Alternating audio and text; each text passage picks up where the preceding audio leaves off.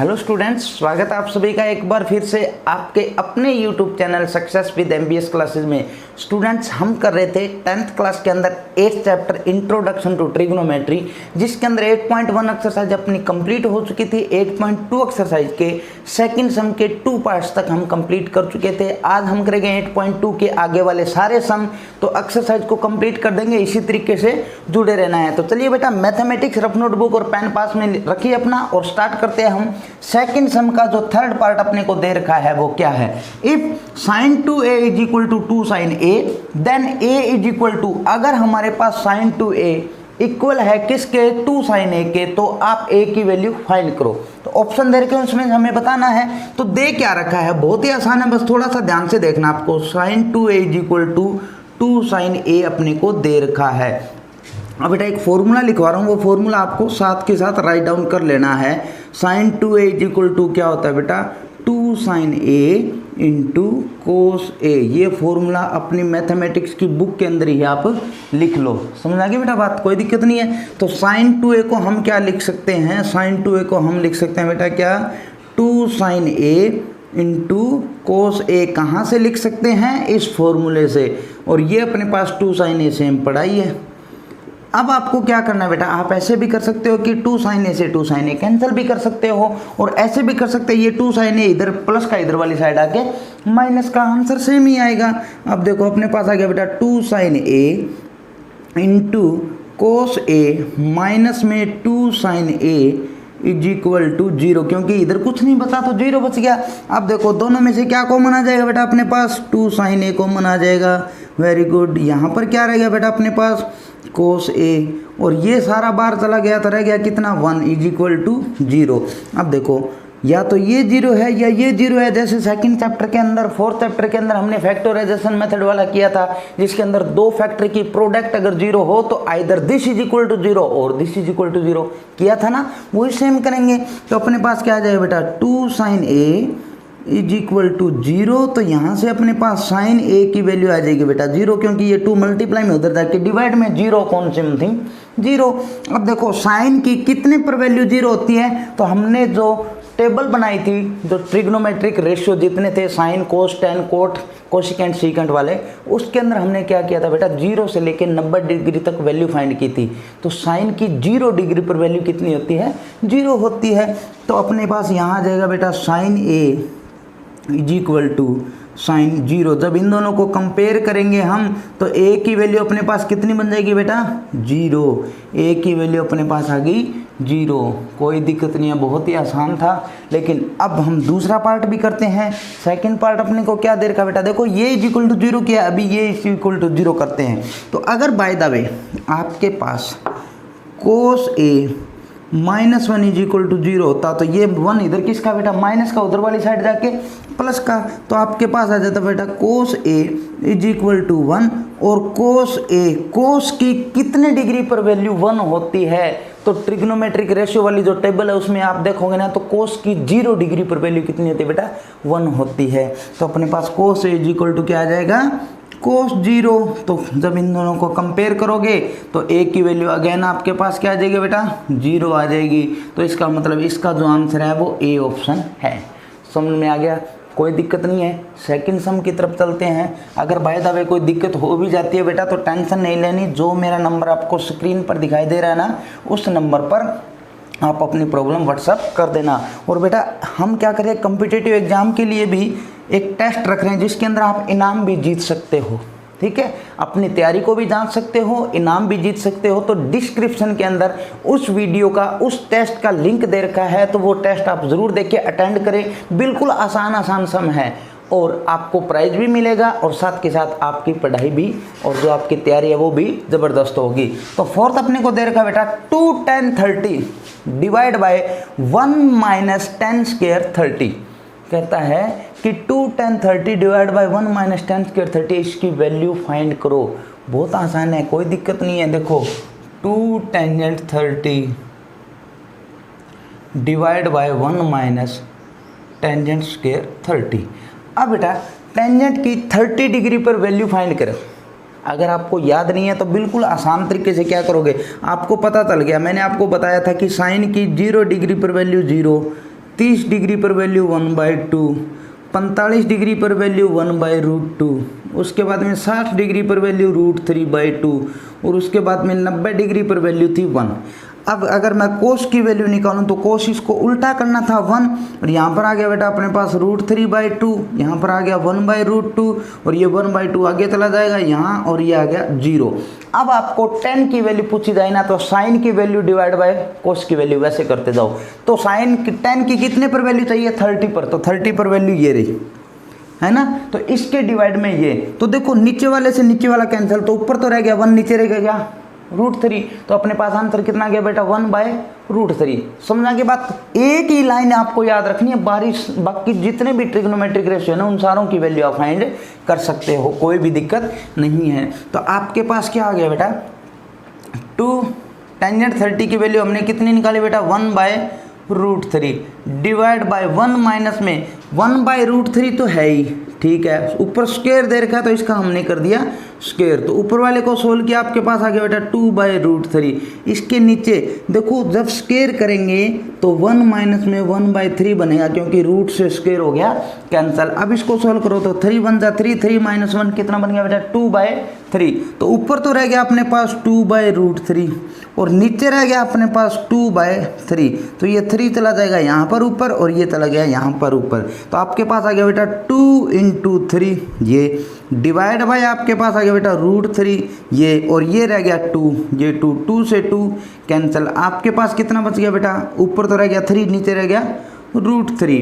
अब देखो इसको मैं √3 से मल्टीप्लाई और √3 से डिवाइड कर देता हूँ, तो नीचे √3 कितना बन गया बेटा आपके पास 3 बन गया, और इस 3 से ये 3 कैंसिल, आपके पास आंसर कितना बन गया बेटा √3, बस ये आंसर आ गया। अब देखो हो सकता है आपको ऑप्शन दिए हो उसमें ये दिया जा सकता है आपको कि tan 60, और ये भी हो सकता है बेटा आपको बोल दिया जाए cot 30। ये दोनों की वैल्यू आपको पता है, जब ट्रिग्नोमेट्रिक रेशियो की जितनी वैल्यू 0 से लेकर 90 तक हम फाइंड करते हैं ना तो वहाँ पर कितनी होती है √3 होती है। बात समझ में आ गई, कोई दिक्कत नहीं है ना, पक्का समझ में आ रहा है बेटा। आगे हम करते हैं आगे वाला सम, बहुत ही इंपॉर्टेंट, और ये जो सम मैं अभी आपको कराऊंगा ना बेटा इससे रिलेटेड या ये का यही मान लो, बहुत बार एग्जाम के अंदर आया, बहुत बार, और बहुत ही आसान है, बहुत ही इंपॉर्टेंट है, थोड़ा सा ध्यान से समझना है। देखो एक सम मैं अभी करवाऊंगा आपको और उसके बाद में मैं आपको ऐसा तरीका बता दूंगा बेटा कि जो मर्जी सम आ जाए इस तरीके का आप आराम से सोल्व कर दोगे। देखो टेंजेंट a + b आपको दे रखा है बेटा √3, ये तो अपने पास फर्स्ट इक्वेशन है, लिख लो, और उसके बाद में टेंजेंट a - b है ना, क्या बेटा टेंजेंट a - b वो आपको दे रखा है बेटा 1/√3, ये सेकंड इक्वेशन मैंने लिख ली। अब देखो टेंजेंट a + b, इसी को लेके चलता हूँ, टेंजेंट a + b = अब जो बात बता रहा हूँ ना बेटा वो हर एक क्वेश्चन पे अप्लाई कर देना जिस इस तरीके का सम आए तो, ठीक है। अब देखो यहाँ पर क्या आपके पास टेंजेंट है, तो ये जो सामने वैल्यू दे रखी है ना आपको टेंजेंट की ही चेक करनी है। अपने को पता है कि कोट की वैल्यू भी है कि √3 आती है, कहीं ना कहीं आती कि नहीं आती, अभी हमने किया था, आती है ना। कोट 30 की वैल्यू कितनी होती है बेटा अपने पास √3 होती है, लेकिन अपने को चेक क्या करना है, टेंजेंट है तो टेंजेंट ही चेक करना है। अगर यहाँ पर साइन होता और यहाँ पर कोई वैल्यू होती तो हम फिर वो आगे वाली वैल्यू क्या फाइंड करते, साइन की वैल्यू फाइंड करते। बात समझ में आ गई। कोस होता तो कोस की, टेन होता तो टेन की, कोट है तो कोट की, सीकेंट है तो सीकेंट की वैल्यू फाइंड करनी है अपने को, समझ में आ गई। तो tangent a + b = tangent 60 degree, 60 पर होती है √3। अब टेंजेंट से टेंजेंट कैंसिल कर दो, आपके पास आ गया बेटा a + b = 60 डिग्री। ये इक्वेशन नंबर अपनी फर्स्ट चल रही थी। ऐसे ही ये बन गया बेटा अपने पास, देखो टेंजेंट a - b और ये √3 है 1/√3, इसको हम लिख सकते हैं टेंजेंट 30 डिग्री। टेंजेंट 30 पर वैल्यू कितनी होती है 1/√3, तो टेंजेंट से टेंजेंट ये चला जाएगा तो आपके पास क्या बचेगा बेटा a - b = 30 डिग्री। ये इक्वेशन नंबर आपके पास सेकंड थी, समझ में आ गया, कोई दिक्कत नहीं है, पक्का। अब देखो बेटा हम कर रहे थे थर्ड चैप्टर के अंदर एलिमिनेशन मेथड किया था ना, वही सेम करेंगे, एलिमिनेशन मेथड यूज करोगे। तो देखो b सेम है और दोनों का साइन भी अलग अलग है, तो यहाँ पर मैं क्या कर दूंगा बेटा ऐड कर दूंगा, दोनों को ऐड किया तो b से b कैंसिल, a और a कितना हो गया बेटा 2a = 60 और 30 कितना हो गया 90। a की वैल्यू अगर मैं निकालूंगा तो कितने डिग्री हो गया बेटा 45 डिग्री, 2 इधर जाके डिवाइड में, तो ए की वैल्यू आपके पास होगी बेटा 45 डिग्री। ठीक है, उसके बाद में हम निकालते हैं किसकी वैल्यू, बी की वैल्यू। तो बी की वैल्यू निकालेंगे तो आपको पता चल गया था बेटा क्या कि अभी हमने किया था कि a plus B is equal to 60 था, जहाँ पर a की वैल्यू हमने निकाल दी है 45 डिग्री, b की वैल्यू चाहिए तो ये b की वैल्यू निकालेंगे। तो a की जगह मैंने 45 डिग्री लिख दिया, प्लस में b is equal to 60, b is equal to 60 degree minus 45 degree. तो b की वैल्यू कितनी आ गई बेटा अपने पास 15 डिग्री। तो a की वैल्यू अपने पास आती है बेटा 45 और b की वैल्यू आती है 15। और ये इसने दे रखा था कि जब ये इक्वल है तो a और b का जो जोड़ है ना, a और b का जोड़ वो 0 से तो बड़ा है, 90 डिग्री से छोटा या 90 डिग्री के बराबर है। आ रहा है ना, देखो दोनों का जोड़ आपके पास 45 और 15 कितने हो गए 60, 90 डिग्री से छोटा है, बराबर भी नहीं है ना। और उसके बाद में देखो a है वो b से बड़ा है, तो एक देखो a 45 और b अपने पास 15 है तो बड़ा आ गया।